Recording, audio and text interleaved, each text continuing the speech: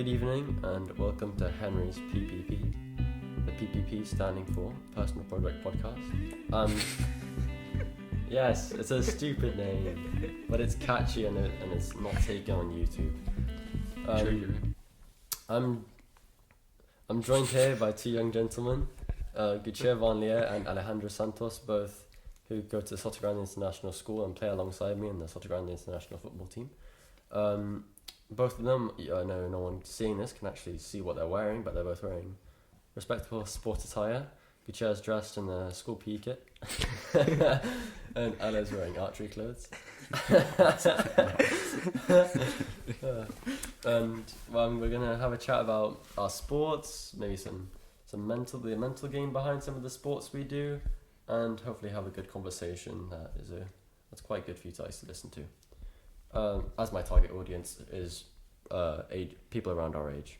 So Guccio, just fill me in on how long you've been doing sport and what kind of sports you've been doing. I've been doing approximately 13 years of sports. I started off when I was 3-4.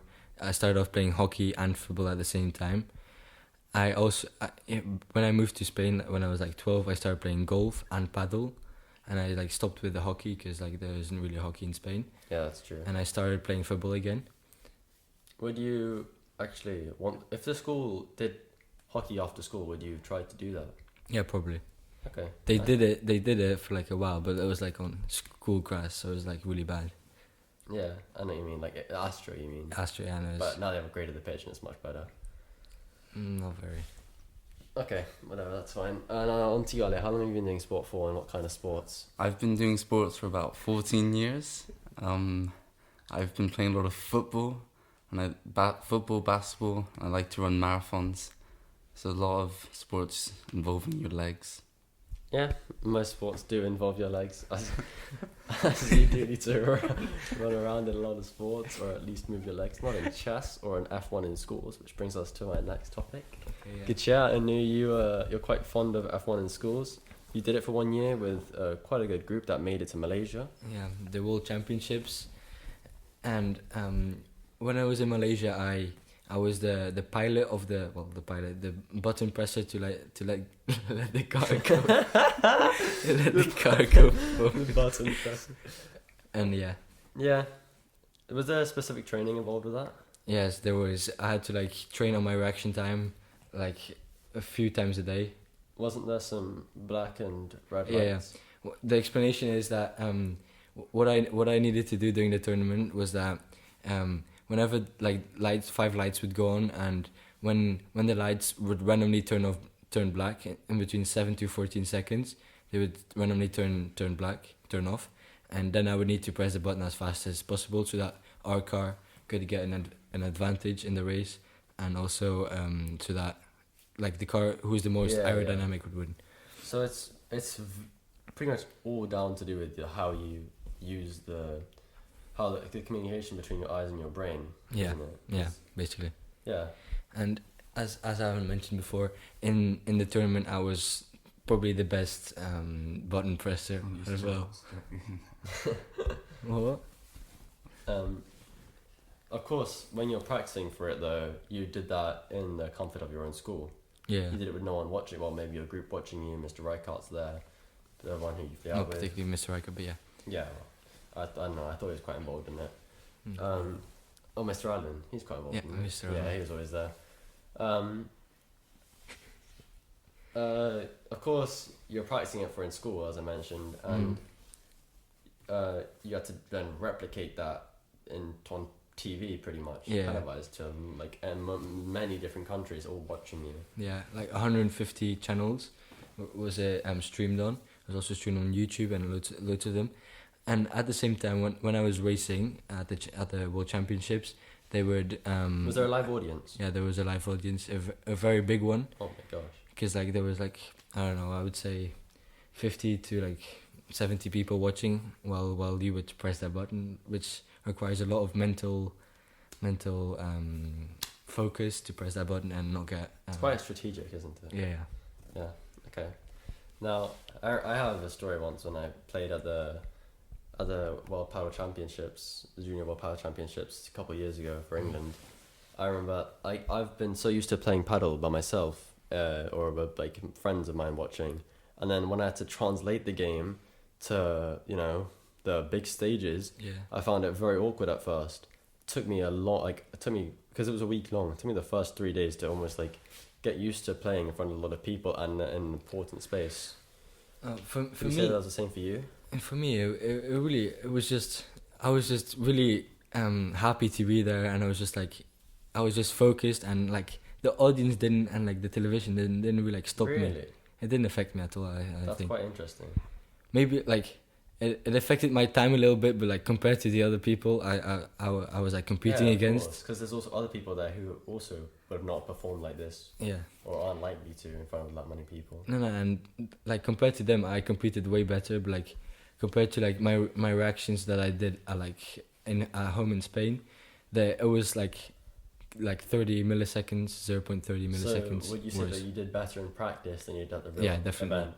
But that's actually quite a common thing to do, to like occur within people that have sort of a sport mental thing kind of thing. I spoke about in my last podcast that's one of the biggest reasons why people experience performance anxiety. Ale, hi. Hello. How often would you say you play sport? About 4 days a week. Okay. So which one do you practice most? Mainly football. Yeah. Okay. What's the highest you've competed football at? I played in a Barcelona tournament in Barcelona with an English football team. In Where Camp we- Nou? No, on the outskirts of Barca. And we came second, losing in the finals to a Swedish team on penalties. What was the tournament like?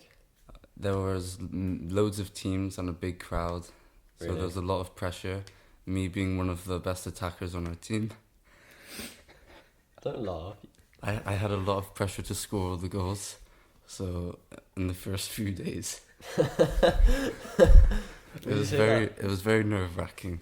Was But it? No, right. As the games went on, it got a lot easier to adjust to the crowd and Now that's everything. better though, because as the games go on, each game's more important. So Yeah. it's actually it suits you how every time it got easier rather than every time it get harder, because each game matters more. You know what I mean? Yeah. Yeah, that's a good start to the podcast. I'll just set up a couple of questions here on my phone that I would like to ask you guys. Let me just find them real quick.